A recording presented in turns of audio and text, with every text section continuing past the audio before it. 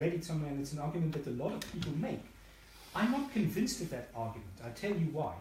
In the 18th century, a composer wrote an aria for a specific singer, meaning that Mozart would listen to the singers that he'd have for Kobie Van Rensburg, and he would write arias for the voices of every one of them. And Mozart wrote a letter to some of his friends in which he explained that if he writes an aria for a voice, he writes it as if though it is a well-tailored suit that he's made for this person. And for the first performance of Kobie Van Rensburg, they had a baritone by the name of Benucci. And Mr. Benucci was very famous, and he sang with a specific style, and he liked to do things, and his range was a bit higher than that of the later on in Prague, and also the later Vienna performances. Mr. Benucci was not available. So another baritone replaced him, and that's why Mozart wrote the other aria. Okay. A lot of times, musicologists, not today anymore, but 20 years ago, 30 years ago, took changes by Mozart to mean that the reason for it was some sort of dramaturgical change, we must move the action forward, etc., etc. Mozart was very into the minds of the characters, yeah? So it was written for a specific guy, Mr. Benucci, and I can advise you and all the other young singers that if you find a singer of the past for which a composer composed something that suits your voice very well, go and look at other compositions that other composers perhaps wrote for the same singer.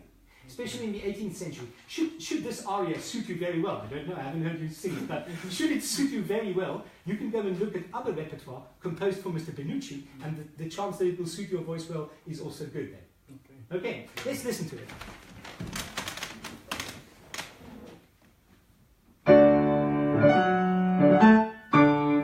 Rivolgete lui lo sguardo e vedrete come sta. Io cielo, io pardo, io pietà,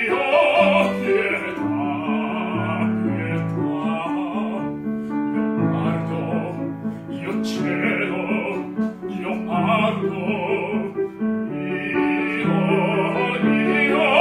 pietà.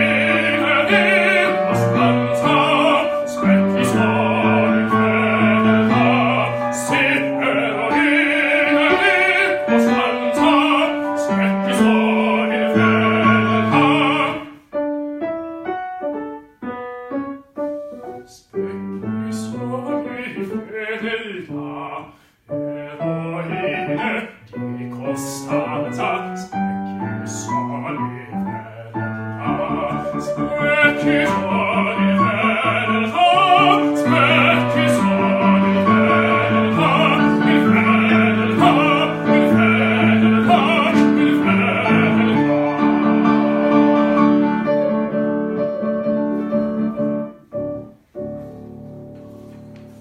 Thank you.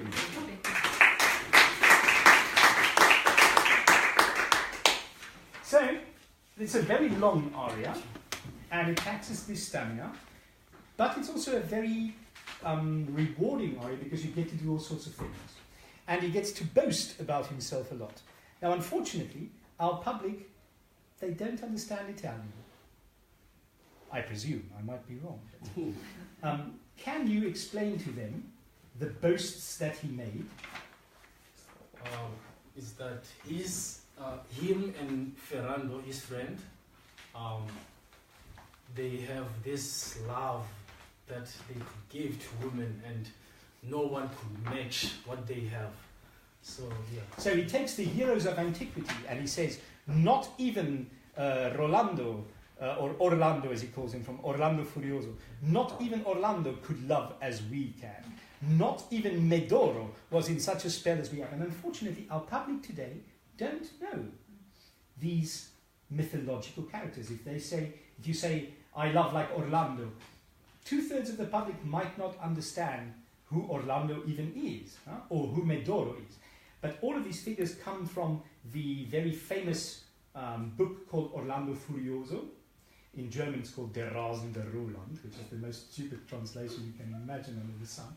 But it's a long history of many different episodes in which love is being portrayed as a man being under the spell of a woman. Yes. After that, what's the next boast that he says? They're great lovers. They're better lovers than all the lovers of antiquity. What's the next boast?